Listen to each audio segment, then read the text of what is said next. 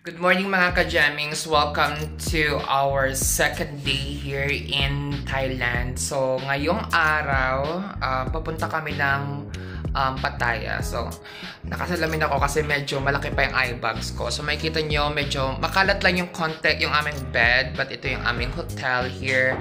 Dito lang yan sa Silomsoy, Saladeng area. So, ang pangalan ng aming hotel is In Saladeng. So, don't expect too much na lavish kasi para lang naman tulugan to kasi most of the day or the rest of the day naman lalabas naman kami. So, ayan yung mga dress ni Trisha. Ayan, sumisikat na si Haring Araw. So, what we're going to do is we're going to wait for our grab car. Ihatid kami dun sa bus station. From the bus station, doon papunta na yun ng Pattaya. So, yeah, let's start our journey in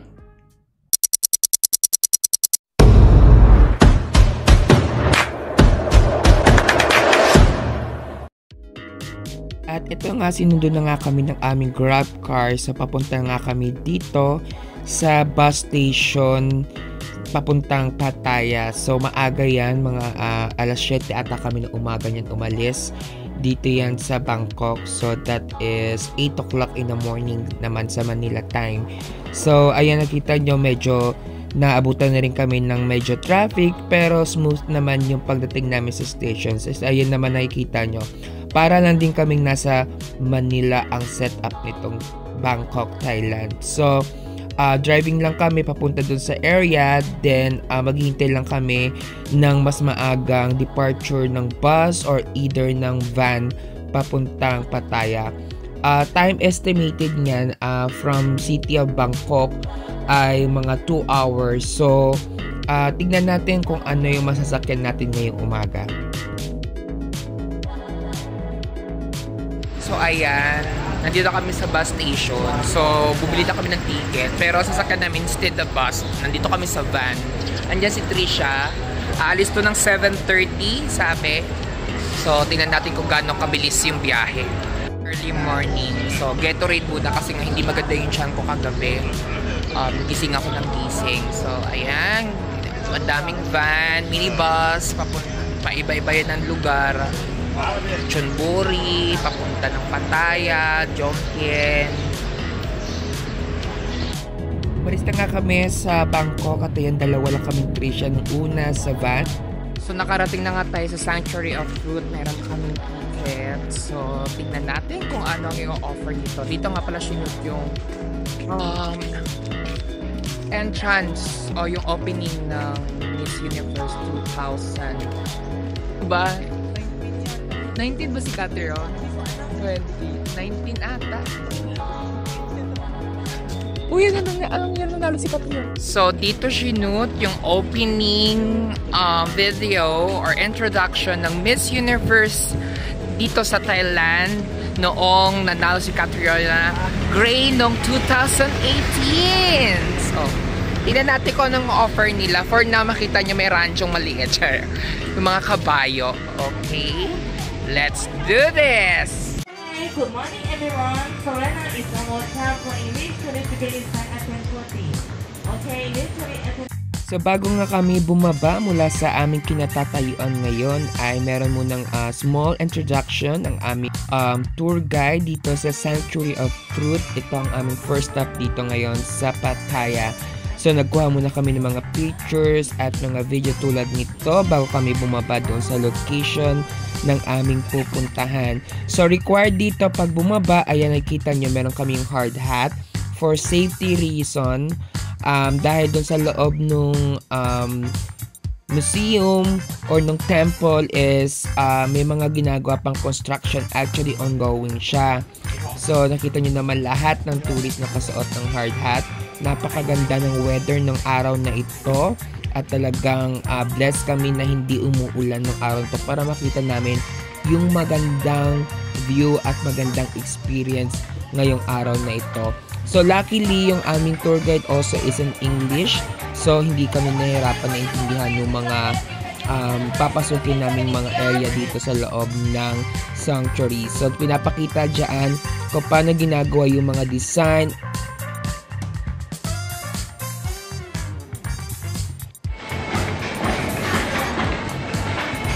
okay.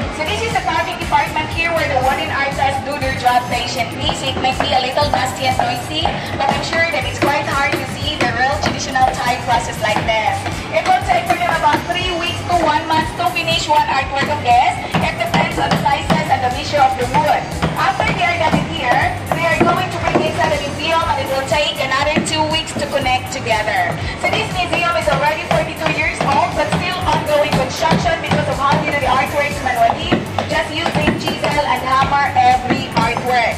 Later on after the tour, if you want to try on how to do the carving, you can come back in this part as assistants with the staff, and they will guide you how to do it. Okay? Moving on to the next section. Outside and inside of the museum, you can touch and learn as well how it works if you'd like. This is what we call shingle roof. This is what we use for the roof, and the line there is for the water drop. Here, this is a wooden pin and wooden wedge. We interlock this one together. Originally, this is what we use as a nails like this. Inside the museum, they have... So luckily Pilipina nga po yung aming tour guide for today, at ito naman yung pinaka-view ng Sanctuary of Truth Temple. Napakaganda. Syempre, hindi namin pinalagpas na kumuha ng video dito sa labas.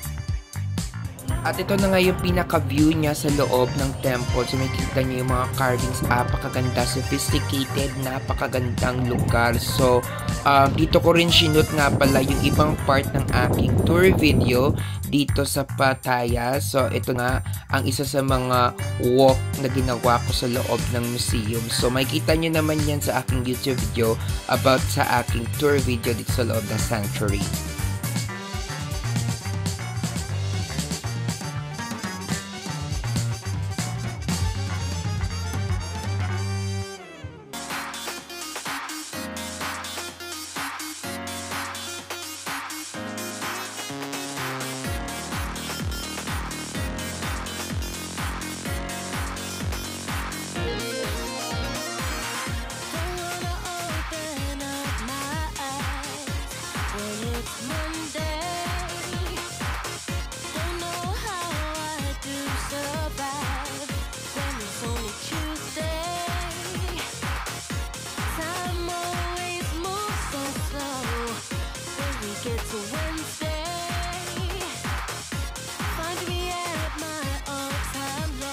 Alright, so this time, natapos na kami dun sa tour doon sa Sanctuary of Truth. At ngayon naman, nag-book kami ng Grab ni Trisha. Papunta naman kami ngayon sa second location, which is malapit lang dito rin sa Pattaya. Ito yung isang botanical garden. Parating nga kami na dito na sa Nong Nok Botanical Garden. Dito yan sa may Jomtien na to, pinakadulo na ng Pattaya. So, ngayon, ito yung ticket namin, nakapasok na kami. So, nakita yung puros cactus, iba't ibang cactus right now. Pero natutomi na ako, nagugutom na ako, di pa ako makain.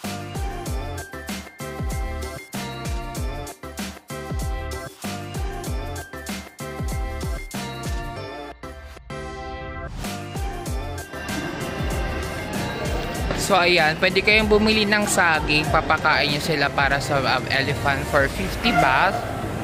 So yung mga elepante. So ako hindi ako masyadong fan ng ganito, yung pakain.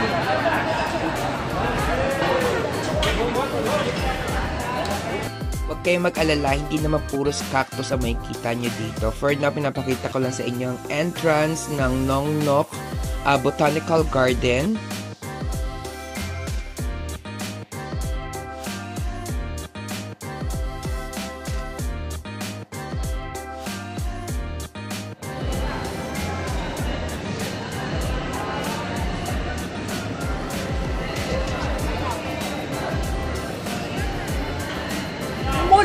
Sa ka-teammate mo.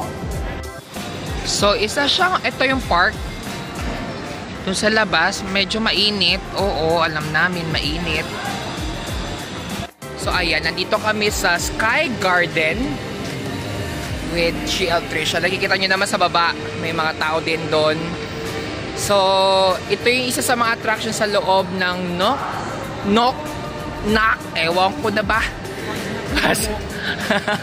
Nong Nak ng Inamog Sky Garden. Yan. Botanical Garden actually to.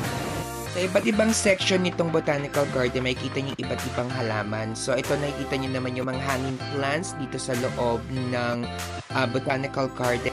Itong view naman nito, nakuha ko to sa gilid ng food court ng botanical garden. Ayan, pag naglakad kayo beyond, ay makita niyo itong mga bells na to. Pwede niyo siyang patunugin actually, tapos mag-wish kayo dyan. Tapos kung tinatamad kayong maglakad, meron naman mga shuttle na tulad niyan na pwede nyo sakyan papunta dun sa main park. At ito na yung view nung main park. So nakikita nyo may maze sa gitna. Hindi nyo siya pwedeng puntahan sa loob. Makikita nyo lang siya dito sa taas at may makikita rin kayo mga dinosaurs na ang lalaki naman. So ito yung mga guide ninyo kung saan papunta yung iba't ibang part ng park na to. Ay nga, after namin na ma-tour ang Botanical Garden, bumalik kami sa Pattaya mismo at doon na kami sumakay sa Pattaya Bus Terminal Station pabalik ng Mochit Bus Terminal naman sa Bangkok. So mabilis naman ang transaction dito, hindi ka naman mababore at again, it's 2 hours travel pabalik ng city at after namin makabalik, sumakay kami ng tren papunta sa aming area dun sa aming accommodation at ito yung makikita ninyong isa sa mga mall dito. At syempre, after that, nagkaroon kami ng aming nightlife. Ayan, dito kami tumambay sa balcony. Dito po yan sa Siloam area. So, thank you very much for watching my vlog for today. My name is Jump Sparks. Kita-kita po tayo para po sa aking Thailand tour. Goodbye for now!